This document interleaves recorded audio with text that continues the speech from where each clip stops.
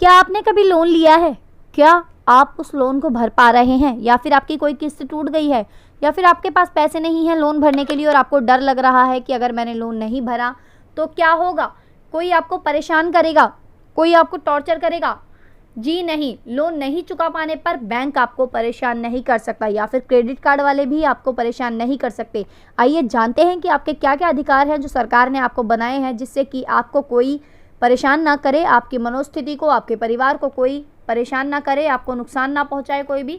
तो लोन की रकम नहीं चुका पा रहे हैं तो टेंशन ना लें, ये 5 तरीके देंगे आपको कोई राहत। काफ़ी लोगों को लोन की ज़रूरत पड़ती है। यह लोन पर्सनल या व्हीकल या होम लोन हो सकता है। लोन लेने के बाद उसे चुकाने के लिए ईएमआई यानी कि किस्तें भी देनी पड़ती हैं। कई बार ऐसी स्थिति आ जाती है कि आर्थिक हालात ख़राब हो जाते हैं और ईएमआई देने के लिए जेब खाली हो जाती है। ऐसे में रिकवरी एजेंट परेशान करते हैं। कुछ तरीकों से आप इन लोन से राहत पा सकते हैं। आपको परेशान होने की कोई भी ज़रूरत नहीं है। लोन की रकम न चुका पाने पर रिकवरी एजेंट घर या ऑफिस आ जाते हैं और लोन लेने वाले शख्स को परेशान करते हैं।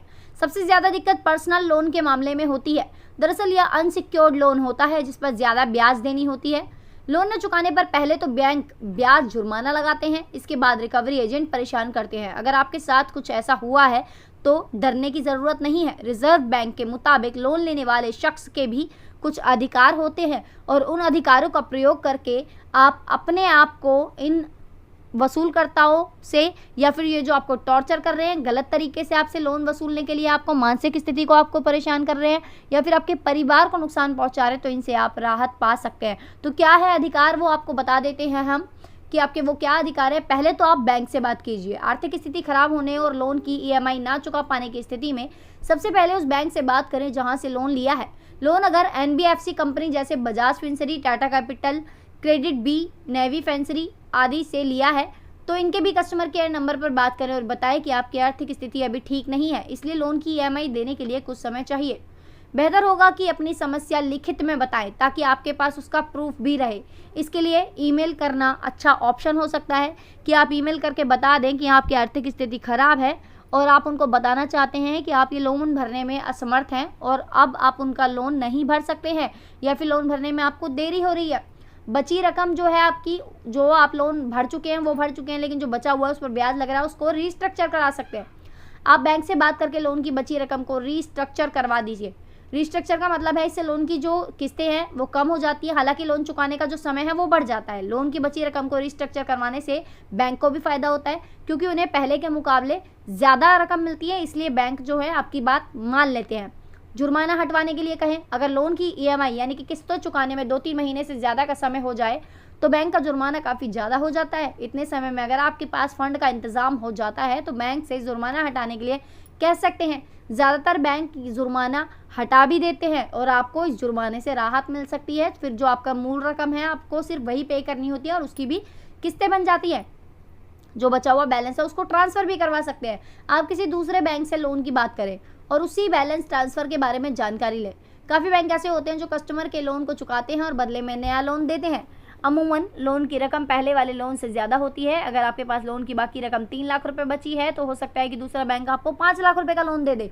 तो आप क्या कीजिए, पहले वाले बैंक के 3 लाख रुपए लौटा दीजिए। इससे पहले बैंक की बची रकम का डिमांड ड्राफ्ट दे दिया जाता है और बाकी की रकम बैंक अकाउंट में ट्रांसफ़र कर दी जाती है। इससे आपकी आर्थिक स्थिति भी मजबूत हो जाएगी।